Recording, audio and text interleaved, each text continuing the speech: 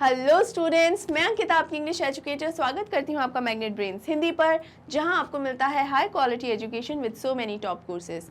CBSE, UP, MP, Bihar, Delhi, Rajasthan board, class 6 से लेकर class 12 तक के सभी स्टूडेंट्स के लिए ये सभी कोर्सेज अवेलेबल हैं और वो भी एकदम फ्री ऑफ कॉस्ट। इसके अलावा मैग्नेट ब्रेन्स इंग्लिश मीडियम पर केजी से लेकर क्लास 12 तक के सभी स्टूडेंट्स के लिए सीबीएसई बोर्ड अवेलेबल है एंड अगेन एकदम फ्री ऑफ कॉस्ट, यानी स्टूडेंट्स दोनों ही चैनल्स पे आपको फ्री एजुकेशन मिल रही है और इस फ्री एजुकेशन के मिलने का फ़ायदा आपको ज़रूर से ज़रूर उठाना है। इस अपॉर्चुनिटी को अपने हाथ से मत जाने दीजिए। इसके अलावा स्टूडेंट्स आपको हम बढ़ते हैं ई बुक्स और ई नोट्स की तरफ, जो कि आपको यहाँ मिलते हैं कैसे। डिस्क्रिप्शन बॉक्स में इन दोनों के ही लिंक्स आपको दिए गए हैं, लिंक्स पर क्लिक कीजिए। ई बुक्स और ई नोट्स से रिलेटेड सारी जानकारी आपको मिल जाएगी कि आप इन्हें कैसे पा सकते हैं। राइट स्टूडेंट्स, इसके अलावा एक छोटी सी लेकिन बहुत ज़रूरी इन्फॉर्मेशन ई नोट्स से रिलेटेड मैं आपको अभी दे देती हूँ कि ई नोट्स एकदम ऑर्गेनाइज्ड फॉर्मेट में अवेलेबल हैं और वो भी बहुत सारे प्रैक्टिस सेट्स के साथ। तो आपके एग्जाम्स की तैयारी करने में आपको बहुत ज़्यादा हेल्प मिल सकती है। तो मेक श्योर इन लिंक्स पर आप ज़रूर से ज़रूर क्लिक कीजिए। इस इम्पॉर्टेंट इन्फॉर्मेशन के बाद हम बढ़ते हैं हमारे आज के टॉपिक पे, जो कि है most important questions of the poem keeping quiet. तो चलिए स्टूडेंट्स, जल्दी से हम इस वीडियो को स्टार्ट करते हैं। सबसे पहले हम देखेंगे शॉर्ट आंसर टाइप क्वेश्चंस, और जो सबसे पहला क्वेश्चन है वो है which is the exotic moment that the poet refers to in keeping quiet. यानी एक एग्जॉटिक मोमेंट जो है, एग्जॉटिक मोमेंट जो है, जो कि पोएट इस पोएम में जिसके बारे में बात कर रहे हैं, वो एग्जॉटिक मोमेंट कौन सा है। ये क्वेश्चन दिल्ली 2014 के एग्ज़ाम के अंदर आ चुका है स्टूडेंट्स, तो इसलिए इम्पॉर्टेंट तो है ही। तो यहाँ हम आंसर देख लेते हैं। The poet refers to the moment of stillness and quietness as an exotic moment because it will initiate peace and brotherhood. There would be no movement, no talk, no activity and consequently no violence. यानी इसका मतलब है कि जब एकदम exotic moment कौन सा होगा, जब सबके सब लोग एकदम still हो जाएंगे, quiet हो जाएंगे। जब ये शांति, जब ये ठहराव आ जाएगा, ये रिलैक्सेशन जब आ जाएगा, कि वो मौका, ये वो पल होगा जब अपने आप में एक बहुत ही अनोखा पल ये होगा, क्योंकि सभी लोग एक साथ एक ही बार में इतना ऐसे शांत शायद ही पहले कभी हुए हों। तो यहाँ पर ये एक तो ये मौका ख़ास हो जाएगा, इसलिए अजीब लगेगा, क्योंकि ये अनोखा लगेगा, नॉट अजीब, अनोखा लगेगा। और इसके अलावा इस शांति में, इस ठहराव के अंदर शांति और भाईचारा, इसको बढ़ावा मिलेगा। राइट स्टूडेंट्स, क्लियर है कि भाईचारे को और शांति को बढ़ावा देने में बहुत मदद करेगा ये एग्जॉटिक मोमेंट। ये ऐसा मोमेंट जिसके बारे में कोई अवेयर है ही नहीं। तो एक बार शांति से सब एक साथ बैठिए तो सही, थोड़ा सा ठहराव लाके इर्द गिर्द अपने थोड़ा सा ऑब्जर्व तो कीजिए, ताकि आपको समझ में आए कि ये कितना ज़रूरी है।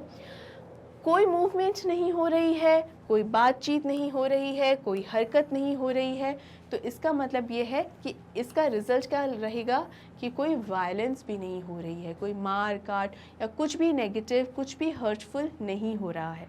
राइट स्टूडेंट्स, तो अल्टीमेटली ये पूरा का पूरा पॉजिटिविटी को ही प्रमोट करता है।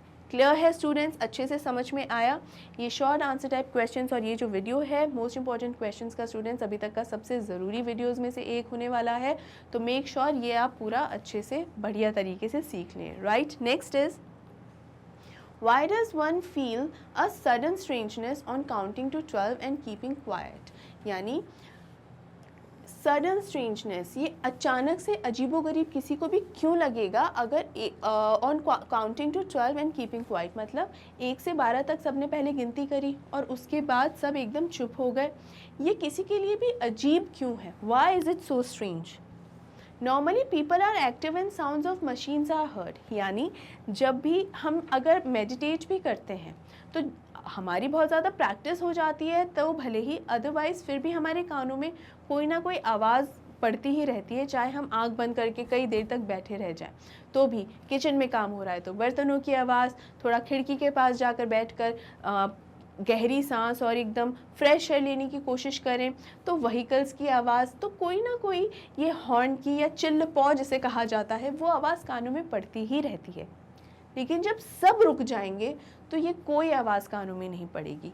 तो यहाँ पर लोग हमेशा एक्टिव रहते हैं, कोई ना कोई मशीन से रिलेटेड कोई ना कोई साउंड सुनते ही रहते हैं। शांत होते ये सब भी रुक जाएगा, ये सारी आवाज़ें, ये जो नॉइज़ है या शोर है वो भी रुक जाएगा। When we keep quiet and introspect, it will be a strange and unfamiliar moment. ये एक ऐसा मौका होगा, ऐसा मोमेंट होगा, ऐसा पल होगा जिससे हम वाकिफ़ नहीं है, फेमिलियर नहीं है। ऐसा पल जिसके बारे में हम पहले कभी जानते ही नहीं थे कि ऐसा कैसे हो गया कि ना कहीं कोई शोर हो रहा है, ना कहीं कोई आवाज़ हो रही है, एकदम शांति है। Thus, we will feel a sudden strangeness at this moment.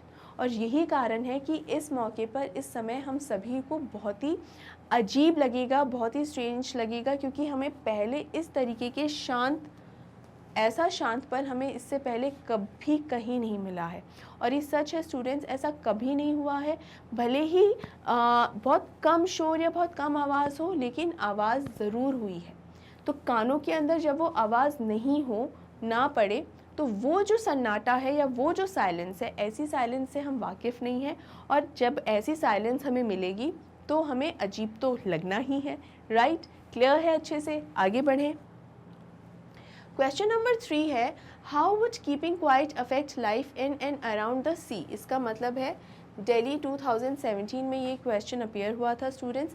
इसका मतलब है कि चुप रहने से लाइफ में, मतलब सी के मतलब समुद्री जीवन में और समंदर के आसपास के का जो जीवन है उस पर क्या असर पड़ेगा, क्या असर पड़ेगा। समंदर के आसपास का जीवन का क्या मतलब हुआ, यहाँ सिर्फ हम फिशरमैन के बारे में ही नहीं सोचेंगे, सॉल्ट गैदरर्स के बारे में भी विचार करेंगे, क्योंकि वो भी तो समंदर से ही सॉल्ट गैदर करते हैं ना, समंदर से ही नमक बनाते हैं। तो देखिए, keeping quiet would affect life in and around the sea in 2 ways, 2 तरीके से असर पड़ेगा। पहला, by keeping quiet the fisherman will not kill whales for some time. कुछ समय के लिए ये जो मछुआरा है वो व्हेल को या जो मछलियाँ हैं उनको नहीं मारेगा। तो थोड़ी देर के लिए एक तो वो रोक लगेगी कुछ समय के लिए। Also the salt gatherers will get some time to heal their hurt hands. यानी यहाँ पर जो लोग नमक इकट्ठा कर रहे हैं उनको भी तो थोड़ा समय मिल जाएगा कि वो भी अपने हाथों पर लगी चोट को, जो घाव डले हुए हैं उन घावों को देखेंगे और उस पर मरहम लगाएंगे, तो थोड़ा उनको ठीक करेंगे। तो वो जब तक ठीक ना हो जाए घाव, तब तक का समय मिल जाएगा। तो ये जो बदलाव है वो समंदर में और समंदर के इर्द गिर्द देखने को मिलेगा। ये 2 बदलाव हैं स्टूडेंट्स। यहाँ पर समंदर का नाम, क्योंकि जब हम सॉल्ट की बात कर रहे हैं तो हमारा ध्यान एक्चुअली सॉल्ट पर चला जाता है, समंदर पर नहीं जा पाता, इसलिए हम अक्सर ये फिशरमैन और ये वेल वाला पॉइंट तो लिख देते हैं। ये पॉइंट कहीं ना कहीं मिस हो जाता है, लेकिन आपको ये दोनों ही पॉइंट्स लिखने हैं ज़रूर से ज़रूर। राइट स्टूडेंट्स, क्लियर है? अच्छे से समझ में आ गया? क्या हम आगे बढ़ें? नेक्स्ट क्वेश्चन है, how will keeping quiet protect our environment. यानी अगर हम चुप रहें या शांत रहें तो उससे हमारा एनवायरनमेंट या वातावरण, वो किस तरीके से हम उसे प्रोटेक्ट कैसे कर सकते हैं या बचा कैसे सकते हैं उसे। Well, keeping quiet and introspecting will initiate peace and brotherhood among men, halting all destructive activities like waging wars which harm people besides damaging the environment. Thus, the environment will be protected. इसका क्या मतलब है, जब थोड़ी देर के लिए हम शांत रहेंगे तो अगेन इंट्रोस्पेक्ट करेंगे, इर्द गिर्द देखेंगे, ऑब्जर्व करेंगे, ध्यान देंगे। राइट, जब हम ये ध्यान देंगे तो ये क्या इनिशिएट करेगा, क्योंकि हम सब रुके हुए हैं, थमे हुए हैं, ठहराव है, स्टेबिलिटी है। स्टूडेंट्स, स्टेबिलिटी भी एक बहुत ही इम्पॉर्टेंट वर्ड है, तो मेक श्योर कि आप इसको भी जब भी हम इस पोम में आंसर्स लिख रहे हैं, स्टेबिलिटी, पेशेंस, इन्हें ज़रूर ध्यान रखें। ये सब इनको ज़रूर इनको ध्यान रखना है, ठीक है?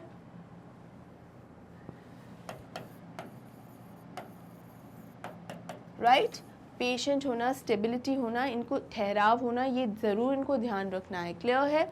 अब यहाँ पर भाईचारा और शांति जो है उसको बढ़ावा मिल रहा है, क्योंकि सब लोग रुके हुए हैं और इस वजह से, चूँकि लोग रुके हुए हैं तो और क्या क्या रुक जाएगा, उनकी डिस्ट्रक्टिव एक्टिविटीज़, यानी उनके वो एक्शंस, उनके वो काम जिसकी वजह से डैमेज होता है, जो डिस्ट्रॉय कर देती हैं, उनकी जो डिस्ट्रक्टिव एक्टिविटीज़ हैं वो रुक जाएंगी।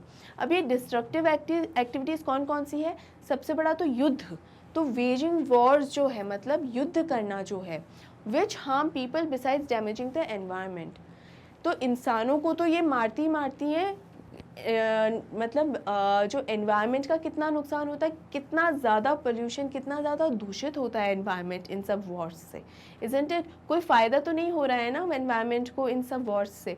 तो एक तो कितना नुकसान होता है, और उस नुकसान के साथ साथ इंसानों का नुकसान होता है। इंसानों के नुकसान होने का मतलब है इंसान की डेथ, मैं यहाँ बात कर रही हूँ कि जो भी सोल्जर्स होते हैं वो यहाँ पर उनकी कितनी डेथ होती है, वो कहलाने को तो शहीद कहलाते हैं, जो कि हाँ बहुत ही सम्मानित बात है, लेकिन क्या ये शहीद होना, ये क्या इन सत्ता जो लोग चाहते हैं, क्या वो इतना ज़्यादा ज़रूरी है कि हम लोगों की जानों से खेलें?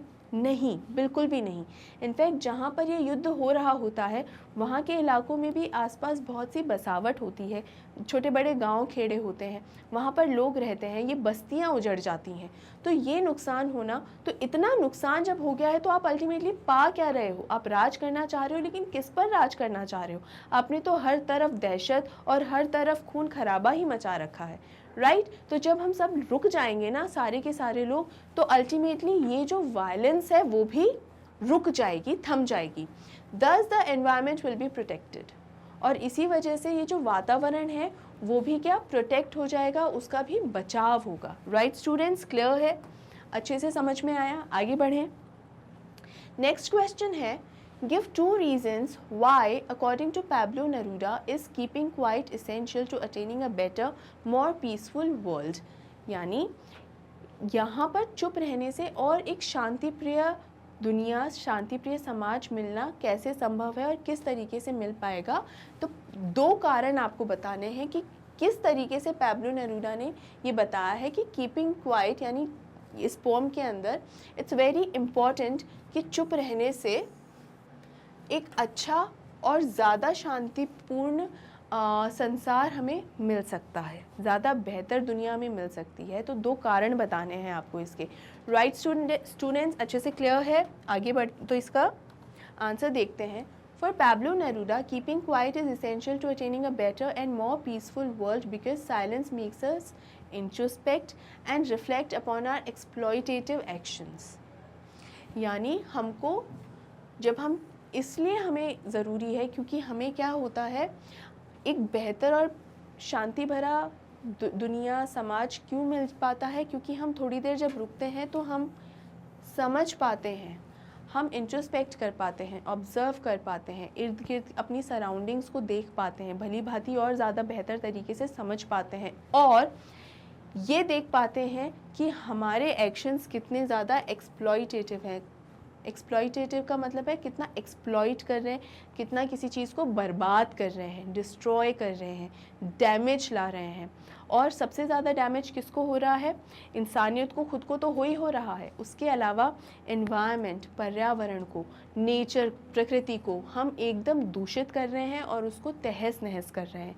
ये सब जानने और समझने का भी हमें एक पल मिलता है, एक मोमेंट मिलता है जब हम रुक जाते हैं। It helps us better understand ourselves and what we want। हमें अपने आप को समझने के लिए समय मिलता है, और ये समझने के लिए समय मिलता है कि हम वास्तव में चाहते क्या हैं।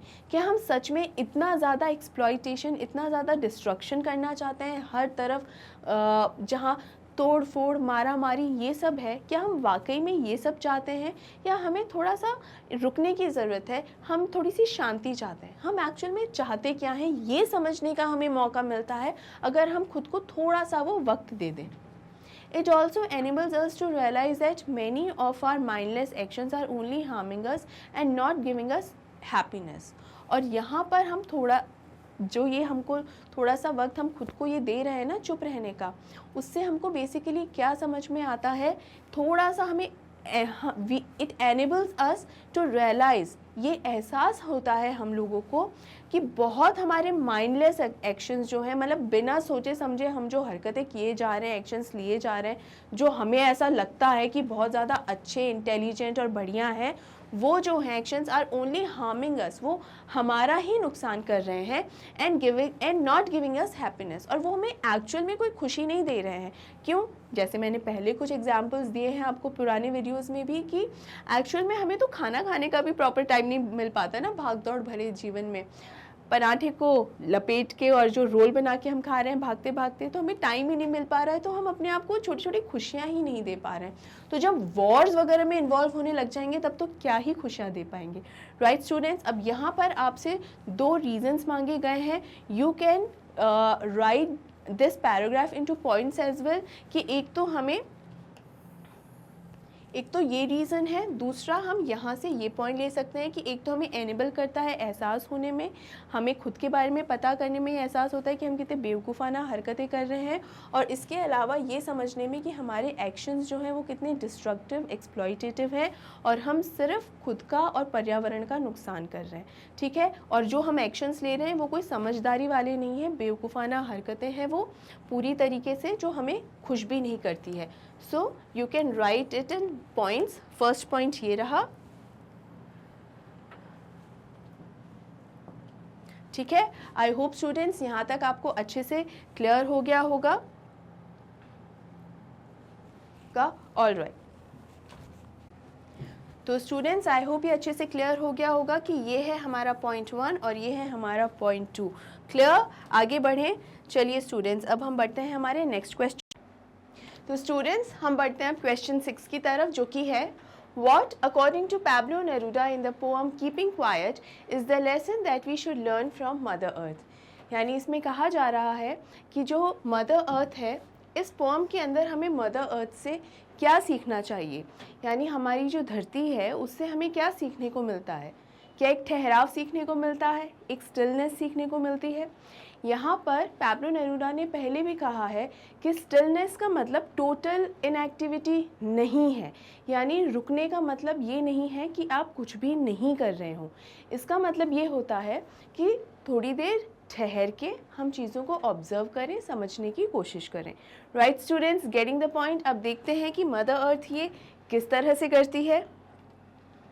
According to Pablo Neruda in the poem Keeping Quiet, the lesson that we should learn from Mother Earth is to remember that there is activity and positivity in the apparent stillness. यानी activity and positivity, यानी कुछ ना जब हम जैसे ये जो apparent stillness, यानी बिल्कुल जब हम रुके रहते हैं, जब एक ठहराव की पोजीशन में होते हैं, तो उसका मतलब ये होता है एक्टिविटी पॉजिटिविटी, यानी ये सोच लेना that we are doing absolutely nothing, ऐसा नहीं होता है। एक पॉजिटिव एटीट्यूड होता है, पहली चीज़। दूसरा, अर्थ से हमें ये कैसे सीखने को मिलता है, क्योंकि अर्थ भी निरंतर कुछ ना कुछ करती रहती है। क्या करती रहती है? एक तो रोटेशन और जो रिवॉल्व होती है और जो रोटेट होती है। एक तो ये जो एक्टिविटी है वो होती रहती है और निरंतर होती रहती है। तो ये एक तरीके का ठहराव है कि यहाँ पर एक इंसान को क्या करना है, थोड़ी देर अपनी जो जीवनचर्या या जो रूटीन है, बहुत ही हेक्टिक रूटीन मान लीजिए चाहे, या जिसके अंदर हमें खुद के लिए ही समय नहीं है, उन सब से समय निकाल के थोड़ी देर रुककर खुद ही के एक्शंस को ऑब्जर्व करना है। राइट, ताकि हम ये देख सकें कि हम जिस राह पर हैं वो सही भी है या नहीं है, या बस हम वो काम करे जा रहे हैं बिना एनालाइज करे कि वो कितना सही है और कितना गलत। राइट, पहली चीज़ तो ये। दूसरा देखिए, he states that just like a seed that remains in a latent state but soon germinates into a plant। अब यहाँ पर एक बीज के बारे में बात हो रही है। लेटेंट स्टेट क्या होता है? बरीड स्टेट कह सकते हैं, या बोया हुआ जो बीज होता है वो कुछ कर रहा होता है क्या? एज सच कर रहा होने का मतलब है कि इधर उधर भाग रहा होता है क्या? नहीं। सीड का अपना एक काम है, जो बारिश होती है उसका अपना एक काम है, पूरी नेचर का अपना खुद का एक काम होता है। तो सब अपना अपना काम कर रहे हैं जो कि सही दिशा में है। वो कोई भी ऐसा काम नहीं कर रहे। और ये मदर अर्थ है क्या? बेसिकली नेचर ही तो है, कुछ और थोड़ी ना है। कुछ और थोड़ी ना है, नेचर ही तो है। तो नेचर में सब अपना अपना काम कर रहे हैं एक सही दिशा में, राइट डायरेक्शन में, राइट। तो ये राइट डायरेक्शन में जो काम कर रहे हैं उसकी वजह से ये एक बोया हुआ या धसा हुआ जो बीज है वो क्या कर रहा है, जर्मिनेट होता है कुछ समय तक तो वो ज़मीन में बस पड़ा रहता है जैसे कोई भी कंकड़ पत्थर हो।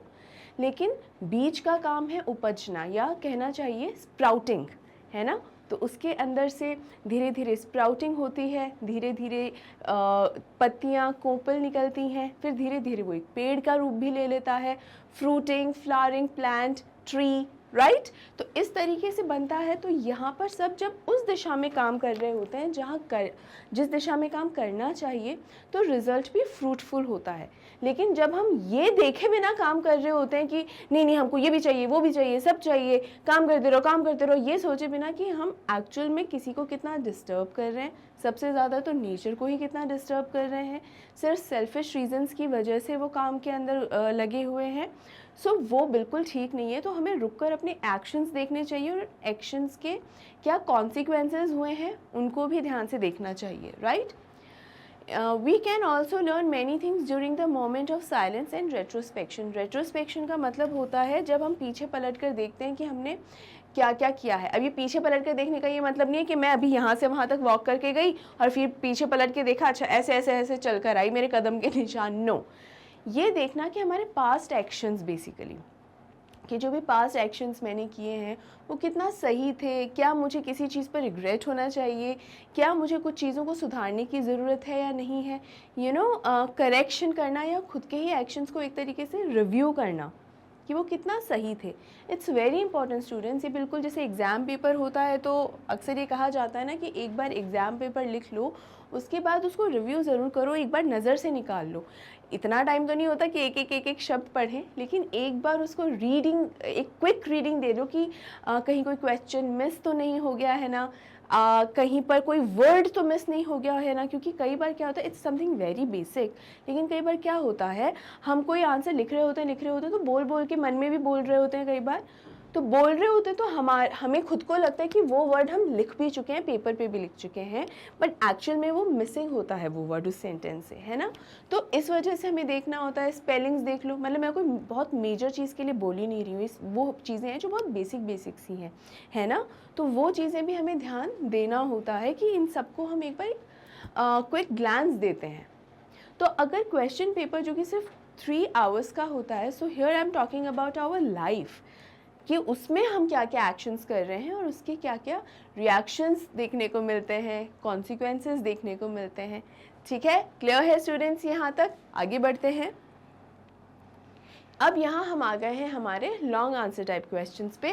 पहला क्वेश्चन है, what kind of an imaginary and ideal world does the poet visualise.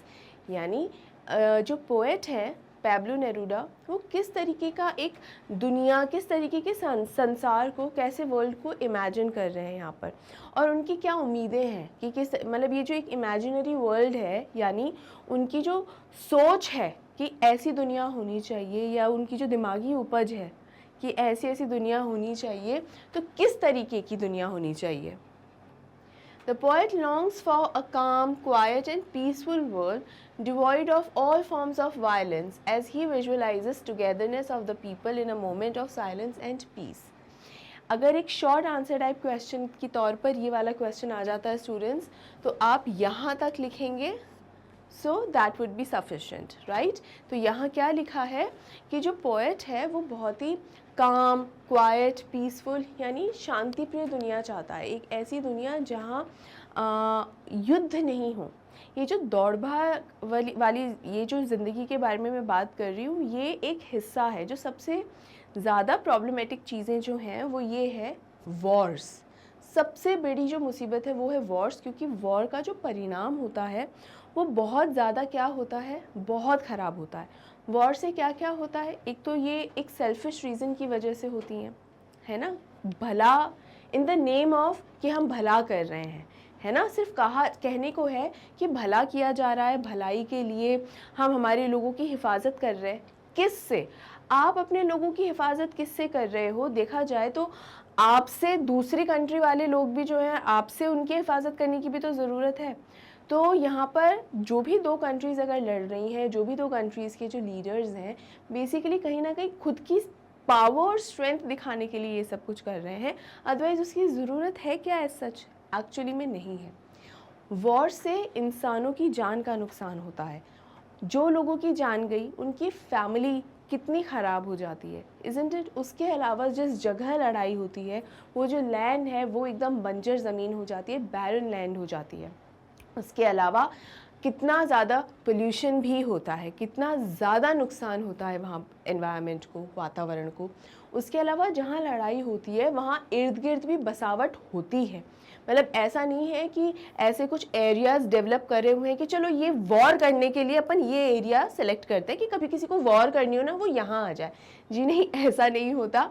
और जब भी बम का गोला कहीं गिरता है तो नाम पता देखकर ऐसा सच नहीं गिरता कि नहीं मैं तो दाएं नहीं, अच्छा तुम्हारे घर पे नहीं तुम्हारे घर पे नहीं, चलो मैं बाएं मुड़ जाता हूँ। ऐसे नहीं होता है। तो यहाँ पर सिर्फ नुकसान ही नुकसान होता है। और जहाँ जान माल का ही नुकसान हो गया तो आप किसके ऊपर, किसे लीड करोगे, है ना? तो वॉर सबसे बड़ा एक ऐसा कारण है जो सब कुछ तहस नहस करता है और सबसे ज़्यादा खतरनाक डिस्ट्रक्शन लेकर आता है, राइट? एक ऐसी दुनिया, एक ऐसा वर्ल्ड जहाँ पे शांति हो, एक रिलैक्सेशन हो, जहाँ पे कामनेस हो और थोड़ी सी शांति और थोड़ी सी चुप्पी हो, इतना साइलेंस हो कि लोगों को अपने ही एक्शंस को एनालाइज करने का समय मिले। Devoid of all forms of violence, किसी भी तरीके का जो वायलेंस होता है, किसी भी, वैसा नहीं सीधा वॉर ही, लड़ाई झगड़ा कोई भी हो, ऐसा कुछ भी जहाँ पर ना हो। टुगेदरनेस, क्या थीम है इसकी बेसिकली इस पोम की? Unity, brotherhood, peace. तो ये बेसिकली तीनों चीज़ें चाहता है, right? Off the people in a moment of silence and peace. अब यहाँ ये जो 12 तक गिनने के बाद वो जो एक मोमेंट मांग रहा है ना कि एक मोमेंट के लिए, थोड़ी देर के लिए सब ठहर जाएं, वो सिर्फ इसलिए ताकि उसको ये मोमेंट ऑफ साइलेंस मिल सके, मोमेंट ऑफ पीस मिल सके, मोमेंट ऑफ टुगेदरनेस या यूनिटी मिल सके। क्लियर है students? According to the poet, this moment will give us time in silence for self introspection, यानी ये वो समय होगा जब हम खुद को थोड़ा सा एनालाइज कर पाएंगे, खुद के बारे में थोड़ा समझ पाएंगे। ये वो मोमेंट होगा, वो साइलेंस भरा मोमेंट होगा कि हमें बाकी सब चीज़ों से थोड़ी सी छुट्टी मिलेगी, वक्त मिलेगा। It will bring in a moment when we can spiritually attain our moral self through a moment of meditation. और ये एक तरीके का मेडिटेशन होगा कि जहाँ पर हम थोड़ी देर खुद को एनालाइज भी कर पाएंगे और हमारा एक मॉरल सेल्फ, यानी हम जो नेगेटिव एस्पेक्ट्स के अंदर घुस जाते हैं या उसका हिस्सा हो जाते हैं, उससे अलग हटने का थोड़ा हमें समय मिलेगा। This moment will bring an end to all destructive activities in the world. अब यहाँ एक चीज़ बहुत अच्छी है जो समझने की ज़रूरत है। यहाँ पर कहीं पर भी ये नहीं कह रहा है पैब्लो कि नहीं लड़ना नहीं चाहिए, लड़ना तो बहुत बुरी बात है, नहीं, ये नहीं कह रहा है। ये कह रहा है कि थोड़ी देर रुक जाओगे ना तो तुम्हारे ये जो सबको नुकसान पहुंचाने वाले एक्शंस है ना, उन एक्शंस को भी थोड़ी देर छुट्टी मिल जाएगी। तो जो भी डिस्ट्रक्शन करना है, ये थोड़ी देर की स्टिलनेस के बाद दिमाग लगाना कि वापस क्या तुम वही डिस्ट्रक्शन पर जाना चाहते हो क्या। वो किसी को कुछ करने से मना नहीं कर रहा है, थ्रू आउट पोएम के अंदर कुछ करने से नहीं, बस एक ब्रेक लेने से बोल रहा है, ब्रेक लेने के लिए बोल रहा है कि ब्रेक लेकर देखो तो सही कि कर क्या रहे हो। तो थोड़ी देर ब्रेक लोगे तो जितनी भी डिस्ट्रक्टिव एक्टिविटीज़ है ना, जितना भी नुकसान पहुंचा रखा है सबसे ज़्यादा किसे, अर्थ को, नेचर को, उस नुकसान से थोड़ी देर तो ये मदर नेचर जो अर्थ है हमारी, थोड़ी देर तो वो बचेगी बेचारी, थोड़ी देर तो उसको भी राहत मिलेगी, चलो कि मुझे नुकसान नहीं पहुँचाया जा रहा। The fisherman will not be killing whales. उस टाइम पे जितने भी मछुआरे हैं वो मछलियाँ वगैरह उनको नुकसान नहीं पहुंचा रहे होंगे। And the man gathering salt will have time to rest the injured hands. और ये वो समय होगा कि थोड़े समय के लिए तो ये जो नमक इकट्ठा करने वाले लोग होते हैं उनके हाथों को भी थोड़ी सी राहत तो मिल जाएगी कि चलो इतना ज़्यादा ज़ख्मी हो गए हैं हाथ नमक से, तो उन हाथों को ठीक होने का समय तो मिले, क्योंकि उन हाथों को तो बेचारों को ठीक होने तक का भी समय नहीं मिल रहा है, वो तो लगातार ज़ख्मी ही हैं। तो इन सब से कह रहा है कि ब्रेक मिलेगा। राइट स्टूडेंट्स, क्लियर है यहाँ तक? Environmental degradation will come to an end. अब एनवायरमेंटल डिग्रेडेशन क्या होता है? डिग्रेड होने का मतलब होता है कि किसी की वैल्यू कम हो जाना या कोई चीज़ ख़राब होने लगना, ठीक है। तो एनवायरमेंटल यानी वातावरण का जो वातावरण ख़राब होना, कितना दूषित रहता होने लगा, ठीक है। तो इतना हम उसको ख़राब कर रहे हैं, इतना हम उसको नुकसान पहुंचा रहे हैं, तो या वो भी थोड़ी देर, वो नुकसान पहुंचाना भी थोड़ी देर के लिए रुक जाएगा, बंद हो जाएगा, ठीक है। The warmongers will be silenced in a moment of brotherhood to meditate and cleanse their souls। यहाँ warmongers क्या होते हैं? वो लोग बेसिकली जो वॉर या युद्ध को एक तरीके से प्रमोट करते हैं। प्रमोट करने का मतलब ऐसा नहीं कि प्रचार प्रसार करने निकल जाएंगे, इसका मतलब जो वॉर करने के लिए कि युद्ध करेंगे, ये जीत लेंगे, वो जीत लेंगे, है ना, वो वाले लोग। तो यहाँ जो वॉर मॉन्गर्स हैं वो भी थोड़ी देर के लिए रुक जाएंगे कि हाँ भाई यहाँ पे इस टाइम पे तो हमें थोड़ी देर रुकना है, और वो भी एक ब्रदरहुड का ये भाईचारे का जो पल है उसको एक्सपीरियंस करेंगे। बेसिकली जब बहुत ज़्यादा नेगेटिविटी हो जाती है स्टूडेंट्स, तो हम पॉजिटिव को एकदम भूल जाते हैं, दरकिनार कर देते हैं, रियलाइज़ भी नहीं करते कि ऐसा कुछ एग्जिस्ट भी करता है क्या, राइट। तो जैसे एक तरीके से वही बात हो गई कि जिसको गंदगी में ही रहने की आदत पड़ जाती है ना, उसको ये पता ही नहीं है कि साफ़ सुथरे उसमें रहना कितना अच्छा लगता है। इसीलिए जब एक बार किसी को सफाई में रहने की आदत पड़ जाए तो फिर वो गंदगी में रहना उसके लिए मुश्किल है। सेम यहाँ पर ये जो एटीट्यूड वाली बात अगर हो गई, या यहाँ मैं कहूँ कि ये जो वॉर मॉन्गर्स जैसे लोग हो गए, उनको थोड़ी देर ये ब्रदरहुड वाला, इस भाईचारे का स्वाद तो चखें कि होता क्या है। थोड़ी देर ये भी जब इस बात को एक्सपीरियंस करेंगे तो थोड़ी देर तो दुश्मनी ख़त्म होगी, थोड़ी देर तो साइलेंस रहेगा, तो थोड़ी देर तो ये एक यूनिटी बनेगी। To meditate and cleanse their souls, और इन्हें अपनी आत्मा तक को एक शुद्धिकरण करने का समय मिलेगा। एक शुद्धिकरण कर सकेंगे ये लोग कि हाँ, कम से कम थोड़ी समय के लिए तो ये लोग सही दिशा की ओर हैं, right? Selfless हैं, right? The poet hopes that it will be an ideal world where man will be able to come out from his self-centered attitude to gain moral peace। इसका ये मतलब है कि कम से कम कोई समय, एक समय तो ऐसा होगा, एक आइडियल वर्ल्ड की एक पल तो कम से कम ऐसा आएगा जहाँ पे जो इंसान है वो थोड़ी देर के लिए सेल्फ सेंटर्ड एटीट्यूड, यानी पूरी तरीके से एक ऐसा एटीट्यूड जो सिर्फ खुद के बारे में सोचने वाला एटीट्यूड होता है ना, एकदम फुल ऑफ सेल्फिशनेस या सेल्फ सेंटर्ड की सिर्फ खुद पर ही ध्यान होना। तो थोड़ी देर के लिए तो जो सिर्फ एकदम खुद पर ही ध्यान है, थोड़ी देर के लिए तो उससे नज़र हटेगी, थोड़ी देर के लिए तो दुनिया की और एक जो नैतिकता होती है उसकी ओर ध्यान जाएगा। राइट स्टूडेंट्स, क्लियर है? अच्छे से समझ में आया? आगे बढ़ें। नेक्स्ट क्वेश्चन है, It could be said that the poem Keeping Quiet presents the poet's philosophy for a different kind of world। ठीक है, यानी यहाँ पर ये कहा गया है कि जो पैब्लो नेरूदा है उनका जो एक बिल्कुल अलग तरीके की दुनिया उन्होंने अपने दिमाग में सोच रखी है, एकदम आइडियल वर्ल्ड। ठीक है, If you were asked to highlight elements of Neruda's vision that resonate in your specific social, political and cultural context, which three main ideas would you engage with? Use relevant textual details to support your analysis।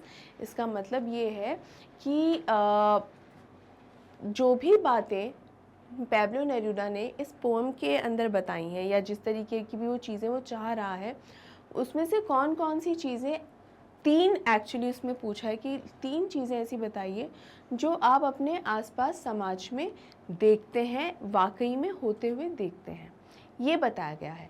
लेकिन यहाँ पर कोई भी random तीन चीज़ों के बारे में आपको नहीं बताना है, वो तीन चीज़ें चुननी हैं या वो तीन एक्शंस चुनने हैं जो इस पोम के अंदर पैब्लो ने एक्सप्लेन करे होंगे या एक्सप्रेस किया होगा। राइट, तो देखते हैं। Pablo Neruda imagines a beautiful world in which silence and stillness becomes a regular part of one's life and which increases understanding of oneself and reduces environmental conflict and war।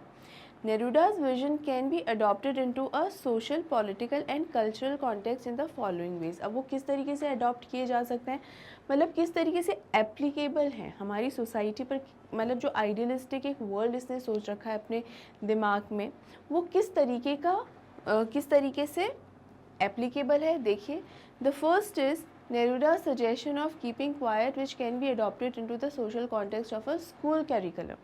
इसका मतलब है कि school के syllabus के अंदर इसको बिल्कुल join मतलब ऐड किया जा सकता है। कैसे? देखिए, साइलेंस का मतलब एक तरीके से क्या होता है, मेडिटेशन अगर हम करते हैं या जिसको कहते हैं ध्यान करना या ध्यान मुद्रा, तो अगर उसमें जाते हैं तो थोड़ी देर के लिए हम एकदम दुनिया से कट हो जाते हैं। ध्यान करना सिर्फ इतना नहीं होता कि बस आंख बंद करके आलती पालती मार के बैठ गए, नो कि चुप रह रहे हो और दिमाग इधर उधर भाग रहा है, नहीं। यहाँ पर एक्चुअली आपके जो इधर उधर भागते हुए दिमाग को ही एकत्रित करना होता है, टू बी कलेक्ट करना होता है, एक पॉइंट पर, एक चीज़ पर ध्यान लगाना होता है आपको।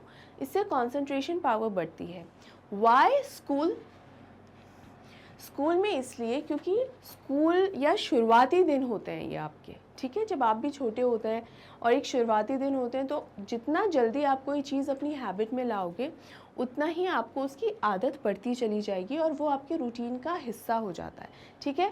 लेट्स से ब्रश करना, तो ब्रश करना आप जब से होश संभल जाता है, ब्रश करना आप सीख जाते हैं, तो वो आपकी लाइफ का, रूटीन का एक इस तरीके का हिस्सा है कि उस पर आपको दिमाग नहीं लगाना होता है। वो आप ब्रश कब करने लग जाओगे, वो अपने आप वो नेचुरली वो होने लग जाता है, राइट। जो साइलेंस होती है वो भी इसी तरीके से हमें हमारे लाइफ के अंदर लाना ज़रूरी है, और it would be very good कि अगर हम उसे स्कूल करिकुलम के अंदर शामिल करें, राइट स्टूडेंट्स। आगे, students can devote 30 minutes of silence in a week which could be spent in a library or meditation hall। मतलब यही है कि 30 मिनट कम से कम दे सकते हैं, हफ्ते में कम से कम 30 मिनट देना, विच इज़ वेरी गुड कि कम से कम एक हफ्ते में 30 मिनट भी अगर देंगे। और ये कहाँ अचीवेबल है? या तो लाइब्रेरी में, क्योंकि लाइब्रेरी एक ऐसी जगह ही होती है जहाँ पर बहुत ज़्यादा जहाँ बातें करना या शोर करना अलाउ नहीं होता, साइलेंस होती है, ठीक है। या फिर मेडिटेशन हॉल, हॉल्स ही होते हैं जहाँ पर मेडिटेट करने के लिए जाते हैं, तो meditation hall. They would be taught to be still and silent under any circumstances. Now यहाँ पर एक्चुअली मेडिटेट करना भी सीखने की एक क्रिया होती है, जैसे मैंने अभी बताया कि ये भी एक तरीका होता है कि किस तरीके से आपको ध्यान मुद्रा में जाना है। सिर्फ चुप होकर आंख बंद कर, which is again very good कि चुप होकर आंख बंद करके बैठ गए, लेकिन ध्यान करना या मेडिटेट करना भी सीखने की ज़रूरत होती है, ठीक है। तो यहाँ पर आपको थोड़ी देर रिलैक्स रहोगे तो they would be taught to be still and silent under any circumstances, कि आपके जीवन में कोई भी परिस्थिति आए तो आप उसके अंदर बौखलाएं नहीं और ये हो गया नहीं, खुद को उसके अंदर भी धैर्य बनाए रखना सीखना ज़रूरी होता है ना। मतलब कोई भी प्रॉब्लम आ गई, देखो जब तक सब सर्कमस्टांसेस आसपास की सारी चीज़ें जब अच्छी रहती हैं, आप भी खुश रहते हो, तो आपको ये लगता है कि you are strong, but no, problems में आप किस तरीके से बिहेव करते हो वो सही मायनों में आप हो, है ना। प्रॉब्लम्स में अगर आप अरे ये हो गया अब मैं क्या करूँ, माय गॉड ये इस तरीके से अगर रिएक्ट करेंगे तो is it mature? Not at all. लेकिन आपको उसमें भी रिलैक्स ही रहना होता है, एकदम ज़्यादा हबड़ दबड़ नहीं मचानी होती है, डामाडोल नहीं होना होता है। और उसके लिए ज़रूरी है कि आप किसी भी सर्कमस्टेंस में अपने आप को शांत बनाए रखें, और उसके लिए उसे सीखना ज़रूरी है, ठीक है। Second, Neruda's suggestion of stillness can be suggested to political parties who can incorporate them into their political doctrine. Third, at a cultural level, stillness and silence can be adopted at a grassroots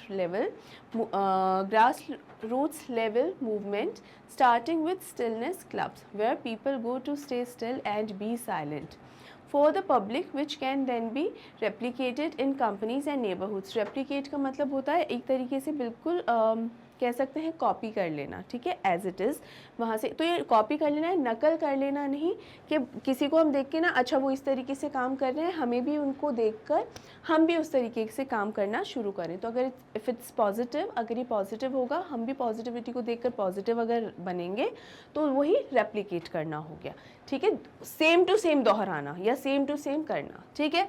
अब यहाँ देखिए नेरूडास political life के अंदर कैसे कि हमारे जो political leaders हैं उन्हें भी और ज़्यादा, क्योंकि they are the actual leaders, तो पॉलिटिकल लीडर्स को क्यों ये स्टिलनेस की ज़रूरत है, क्यों ठहराव की ज़रूरत है?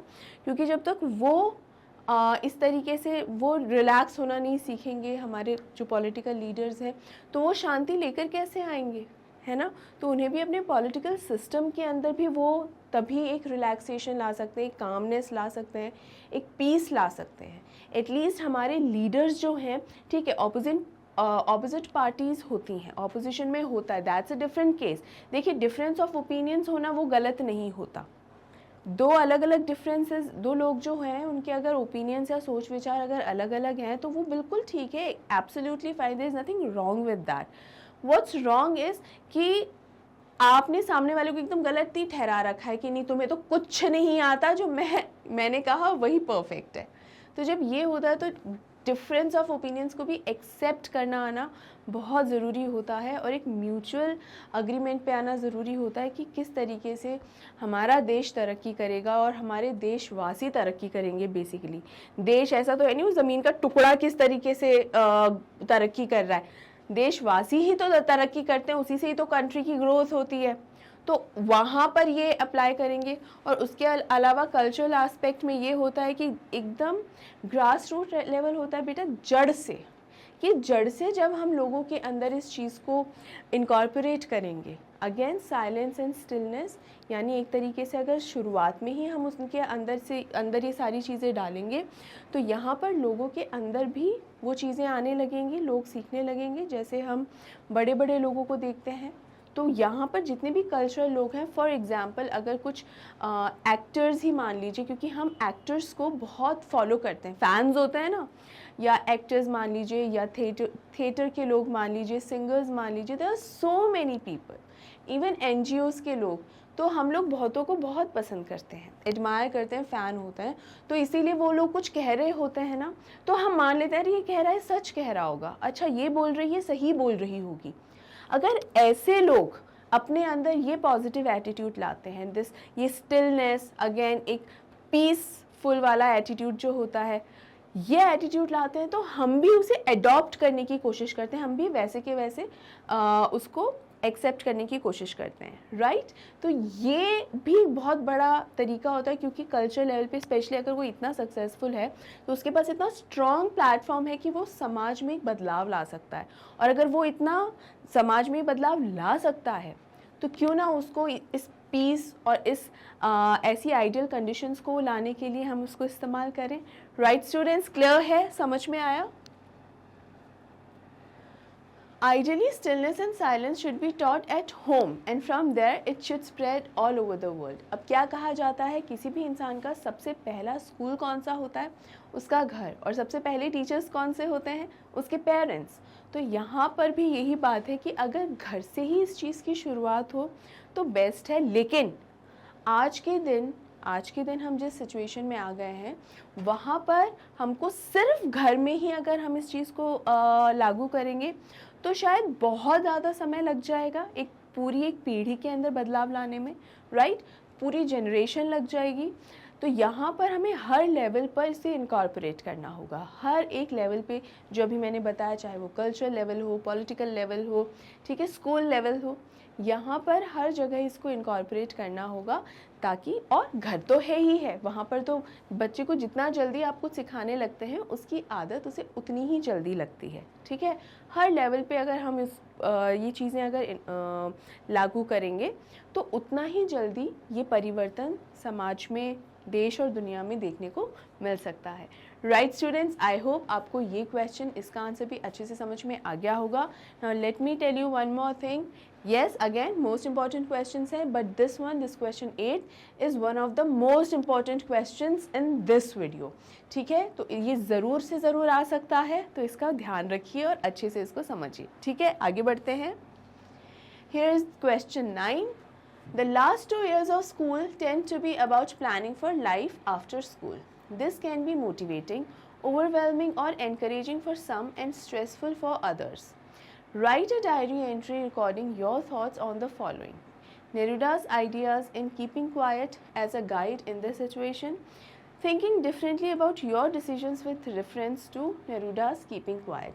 इसका मतलब ये है कि स्कूल वाले जो हैं, स्कूल के बाद about planning for life after school, मतलब 2 सालों से बात हो रही है कि स्कूल के बाद आप क्या करोगे।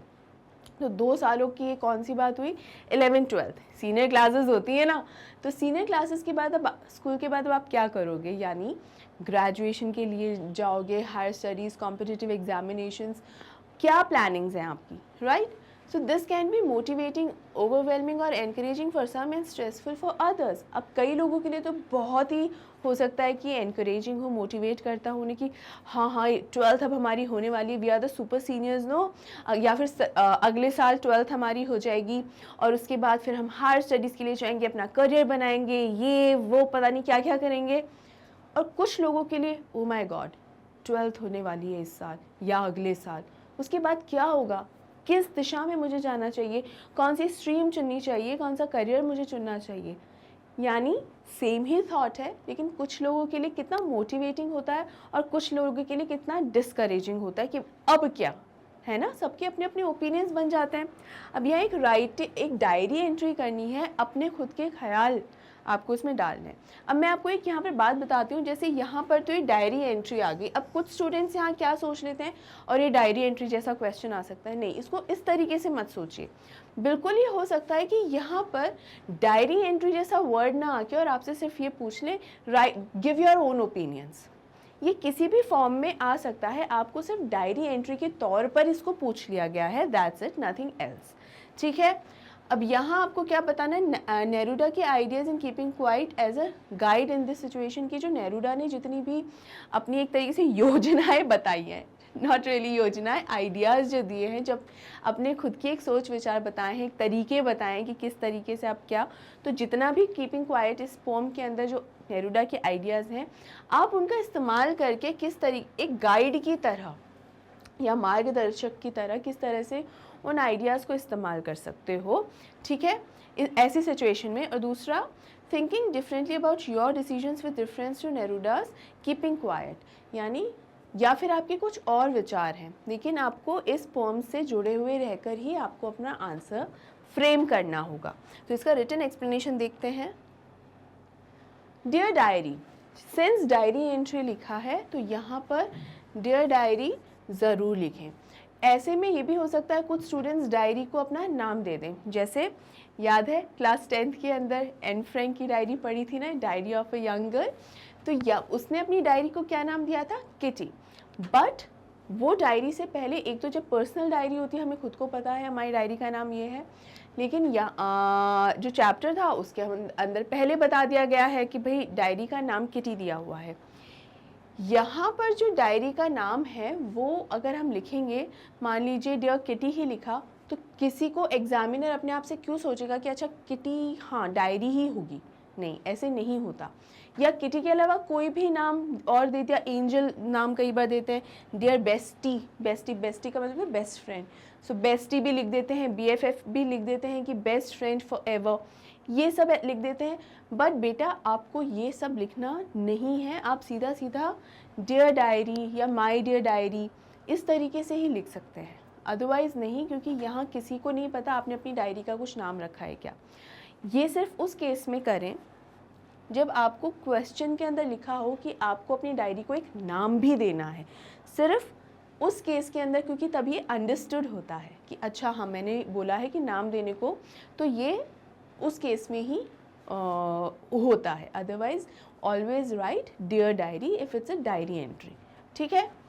आई reflected on something today, this reflection did not come out of the blue, it out of the blue, ये मैंने आपको मेरे एक शॉर्ट में इसका मीनिंग बताया हुआ है क्या होता है। किसी को अगर याद है तो मैं जब तक एक्सप्लेन कर रही हूँ तब तक कमेंट में ज़रूर लिख दीजिएगा कि आउट ऑफ द ब्लू का मतलब क्या होता है।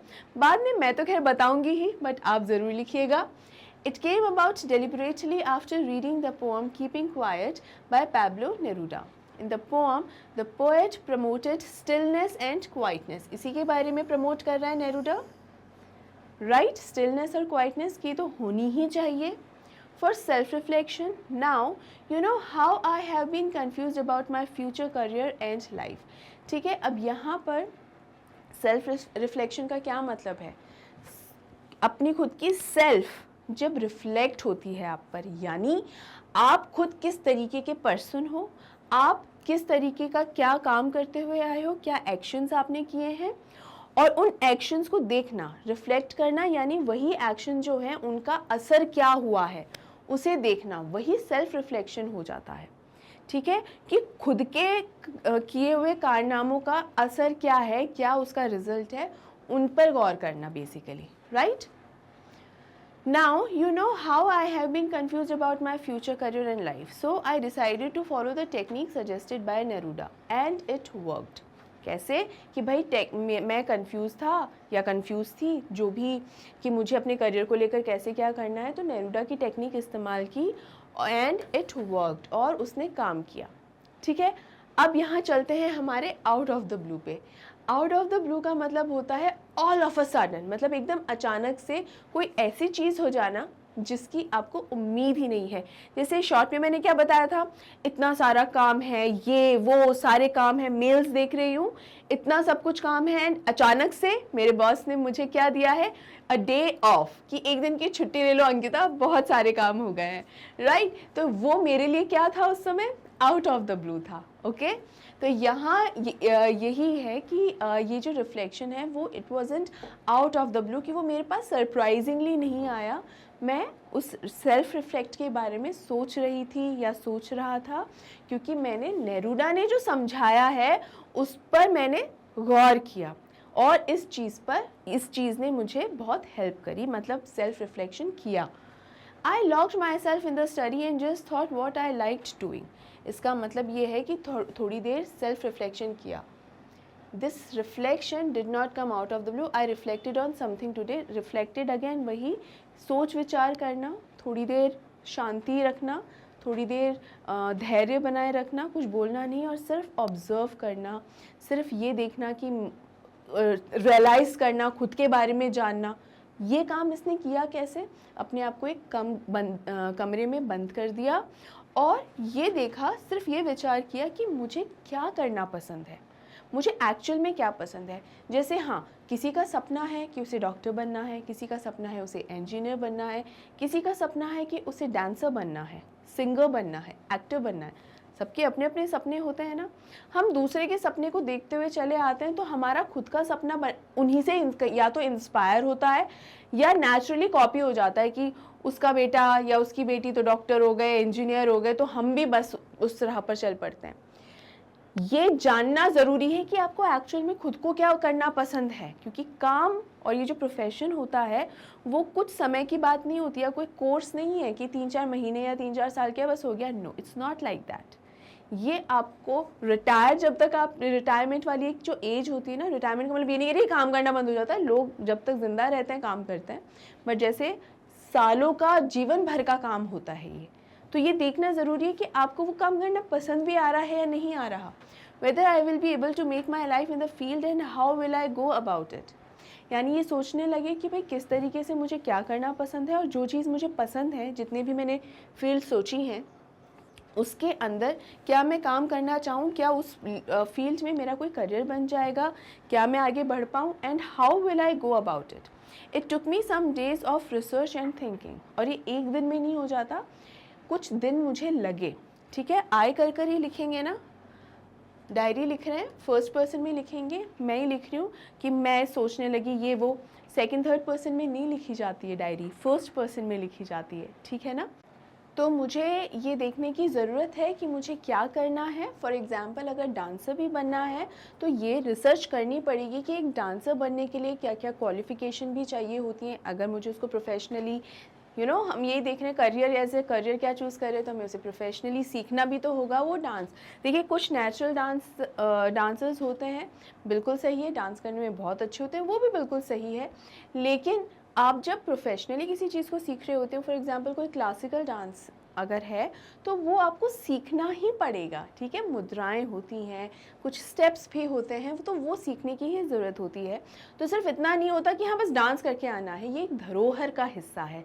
अगर शास्त्रीय नृत्य की बात अगर हम कर रहे हैं, क्लासिकल डांसिंग की, तो सीखना ही पड़ेगा ना। तो यहाँ पर वही वाली चीज़ आ रही है कि आपको एक रिसर्च भी करना होता है कि कितना टाइम लगता है वो सीखने के लिए। और डांस सिर्फ मैं एक उदाहरण के तौर पे दे रही हूँ, चाहे कुछ भी हो, आप कम से कम ये भी तो देखेंगे ना कि उसकी डिग्री कितने समय में वो डिग्री मिलती है, मिनिमम एलिजिबिलिटी क्राइटेरिया उसका क्या है, मार्क्स 12th के मार्क्स उसके लिए कंसिडर किए जाते हैं या नहीं, अगर हाँ तो कितने मार्क्स चाहिए होते हैं, ये भी रिसर्च करना होता है। दूसरा, उसके आगे क्या क्या विकल्प हैं या फिर क्या क्या आपको और ज़्यादा फील्ड्स उसमें मौके मिलते हैं कि फिर से डांस पर ही उसका ही एग्जांपल लेते हैं, क्योंकि डांस कर रहे हैं तो फिर उसके बाद आपकी क्या क्या प्रोफेशनली आपको कितना और ऑप्शंस मिलते हैं या कितना एक्सपोजर आपको मिलता है। डांस सीखने के बाद आप और कहाँ कहाँ जॉब या तो करना चाहते हैं तो जॉब कहाँ कहाँ मिल सकती है, या अपना खुद का काम स्टार्ट करना चाहते हैं, बिजनेस करना चाहते हैं तो उसकी क्या क्या अपॉर्चुनिटीज़ हैं, है ना, वो सब भी रिसर्च करना होता है। ठीक है, ऐसा नहीं कि बस मुझे तो डांस पसंद है मुझे करना है बस हो गया, ऐसा नहीं है। ऐसा नहीं होता कि कोई एफर्ट नहीं लगता, लगता है, बहुत एफर्ट लगता है कुछ भी करने में। और मेक श्योर कि आप ये एक तरीके का होमवर्क होता है ये, तो वो होमवर्क करने के लिए भी खुद को थोड़ा सा समय देने की समय देने की ज़रूरत होनी चाहिए। ठीक है, और वही समय यहाँ खुद को दिया जा रहा है। Right students, next is but now I have a solution. अब थोड़ी देर खुद को थोड़ा समय देने के बाद अब यहाँ पर हमारे पास, यानी एक्चुअली आपके पास अब एक सोल्यूशन आ गया है। क्या सोल्यूशन है? I want to pursue interior designing. मैं इंटीरियर डिज़ाइनिंग करना चाहूँगा या चाहूँगी। ठीक है, I am creative and always full of new design ideas which I now want to pursue professionally. जैसे क्रिएटिव, कई बार बहुत लोगों को लगता है वो क्रिएटिव है लेकिन एज सच क्रिएटिव होते नहीं हैं, उनकी क्रिएटिविटी लिमिटेड होती है। इसीलिए आपको बहुत ही प्रैक्टिकल होके सोचना पड़ेगा, क्योंकि जब आप किसी ऐसी फील्ड में जाते हो जहाँ क्रिएटिविटी की डिमांड होती है, दिन रात डिमांड होती है क्रिएटिविटी की, तो आपको ये इस तरीके से काम करना ज़रूरी होता है कि आप हमेशा क्रिएटिव आइडियाज़ दे सकें। इंटीरियर डिज़ाइनिंग एक ऐसा ही है, और इंटीरियर डिज़ाइनिंग ऐसा नहीं कि सिर्फ घरों की ही होती है, जो भी बिल्डिंग्स बनती हैं, इवन क्लिनिक्स भी होता है, इंटीरियर सब डिज़ाइन हर जगह का होता है। तो आपको उसके अनुसार उसे डिज़ाइन करना होता है कि वर्क स्पेस या जो जगह है आप कहाँ, आप किसी के घर को हॉस्पिटल जैसा इंटीरियर डेकोरेट नहीं करोगे, इंटीरियर डिज़ाइन नहीं करोगे। तो बहुत सारी चीज़ें होती हैं, तो आपको ये देखना कि नहीं मुझे थोड़ा बहुत पसंद है, ना थोड़ा बहुत पसंद नहीं, आपको एक्चुअली में समझना है कि आपको वाकई में ये इंटरेस्ट है या नहीं। जैसे यहाँ इस जो डायरी लिख रहे हैं उसको ये रियलाइज़ हुआ कि मुझे इंटीरियर डिज़ाइनिंग पसंद है और मैं उसी में अब उसको प्रोफेशनली सीखना चाहिए मुझे।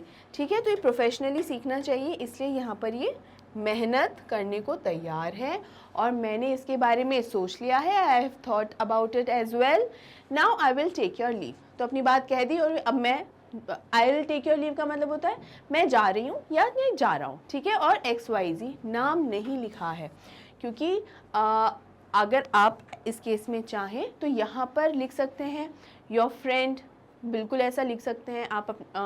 कोशिश करें अपना नाम बिल्कुल ना लिखें, और अगर वो नाम आपको क्वेश्चन में लिखा हुआ है तब तो आप दैट, जैसे होता है ना यू आर राहुल और रोहिणी, इस तरह से दिया होता है, तो अगर वो नाम वैसे दिया हुआ है तो आप वैसे लिख सकते हैं, या फिर XYZ जैसे यहाँ लिख दिया वो लिख सकते हैं। इसके अलावा योर फ्रेंड ऐसे लिख सकते हैं, क्योंकि आप डायरी के तो फ्रेंड बने हुए हैं ना, और हमें पता है, हमने शुरू में डियर डायरी जब लिखा तो हमने बता दिया कि डियर डायरी है, लेकिन कि डायरी को ही लिख रहे हैं हम। ठीक है, तो डायरी के फ्रेंड। अपना नाम लिखना अवॉइड करना है अनटिल अनलेस आपसे पूछा ना जाए, क्वेश्चन में ना लिखा हुआ हो तो अपना नाम नहीं लिखें।